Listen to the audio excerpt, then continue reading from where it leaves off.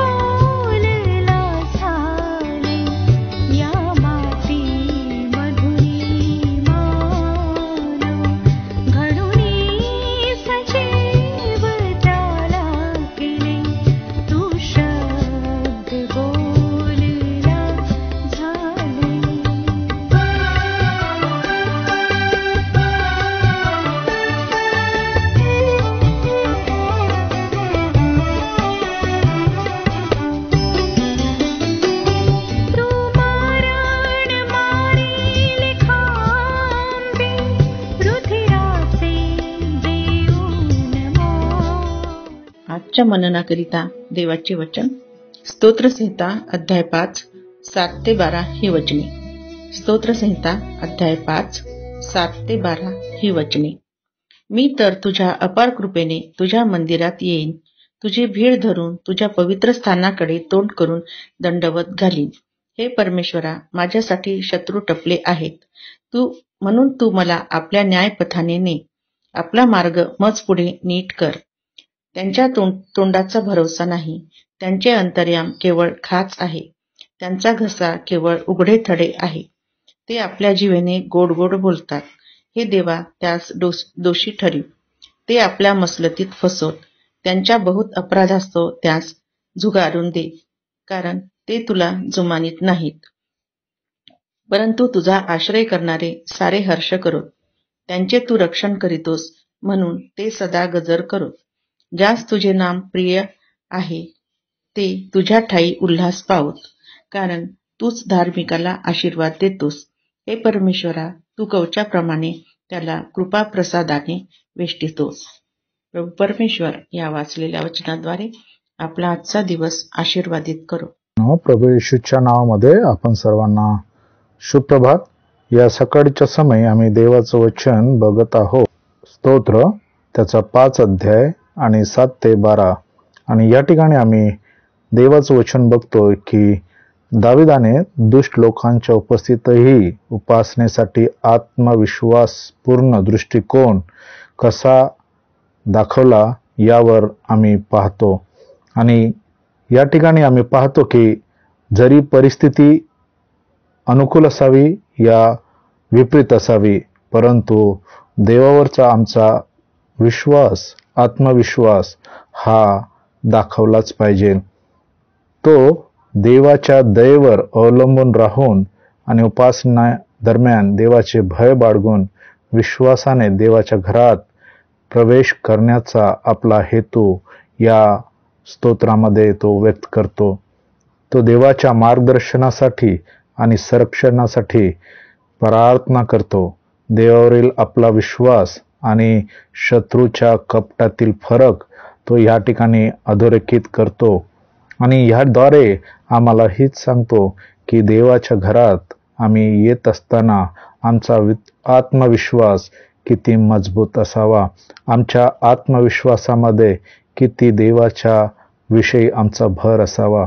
आम्ही पाहतो ह्या ठिकाणी की ज्यावेळेस आम्ही मंदिरात येतो, त्याच्या घरात येतो, तर आमचं ध्यान, आमचा विचार हा फक्त आणि फक्त देव असावा, त्याची विपुल दया असावी. दुसरी गोष्ट आम्ही ह्या ठिकाणी पाहतो की आम्ही उपासनेसाठी परमेश्वराच्या जवळ येत असताना आमची श्रद्धा, आमची भीती ही खोलवर असावी आणि या खोलवर आमच्या मनातल्या विचारांना परमेश्वराच्या समोर सादर करण्याची आमच्या जीवनामध्ये उत्कंठा असावी. या ठिकाणी दाऊदाने तेच केलेलं आहे. आम्ही पाहतो की तो आपल्या व्यथा, आपले विचार, आपले प्रश्न सर्व काही तो प्रभू समोर ठेवतोय आणि आम्ही पाहतो की देव म्हणतोय, देवाचं तो मार्गदर्शन तो शोधतोय. दावीद देवाच्या मार्गदर्शनासाठी आणि देवाच्या सरळ मार्ग मिळावा त्यासाठी तो प्रार्थना करतो. मार्गदर्शनाची गरज आहे हे तो मान्य करतो. आम्हाला पण आमच्या जीवनामध्ये जेव्हा पण आम्ही देवाजवळ येतोय, आम्ही विश्वासाने जसं येतो तसंच आमच्या अंतःकरणामध्ये देवाच्या मार्गदर्शनाची गरज आहे हा पण विचार बाळगून यायला पाहिजे. आम्ही पाहतो शेवटची गोष्ट ह्या ठिकाणी की देवावर विश्वास ठेवणाऱ्याने सदैव आनंदित असावं. आम्ही शेवटचं वचन पाहतो जिथं तो म्हणतोय की आनंदित राहून देवाच्या आशीर्वादावर आणि संरक्षणावर आम्ही अवलंबून राहावं. म्हणजे तो परमेश्वर आम्हाला कधीही तो खाली पाहू देणार नाही. तो आम्हाला सदैव आनंदित ठेवेल आणि परिस्थितीवर जय मिळवून देईल. काय आपण असा विश्वास बाळगतो का? आणि त्याच्यावर विश्वास ठेवून आपला आत्मसमर्पण, आत्मविश्वासाने त्याच्याजवळ येतो का? प्रार्थना करूया. पराक्रमी परमेश्वर पिता, येशूच्या नावामध्ये आम्ही तुझ्या चरणाजवळ येतो. प्रभूजी, आम्ही तुझं धन्यवाद करतो. या संध्याकाळच्या सकाळच्या समय प्रभू, तूने आम्हाला संधी दिली तुझ्या जवळ येण्याची, तुझी कृपा पुरवलीस. आज प्रभू परमेश्वर बाप्पा, आत्मविश्वासाने आणि तुझं संरक्षण आणि तुझा विश्वास आम्हामध्ये असू दे. तुझं मार्गदर्शन आम्हाला तू कर प्रभू आणि तुझं गौरव आमच्या करवी होऊ दे. आम्ही आमचं जीवन सर्वस्वी तुझ्या हातामध्ये समर्पित करतो. ही प्रार्थना येशूच्या नावात मागतो म्हणून ऐक. आमेन.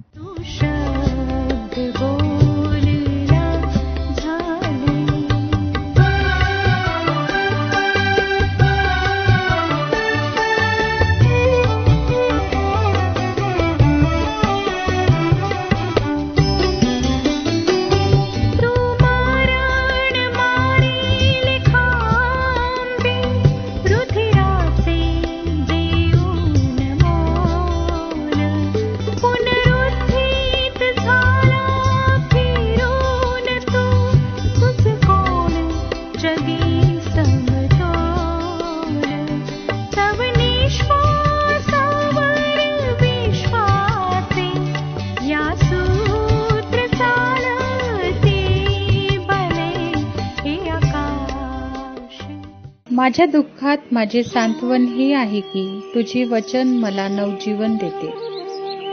आमचा टोल फ्री नंबर 1-800-2700-333.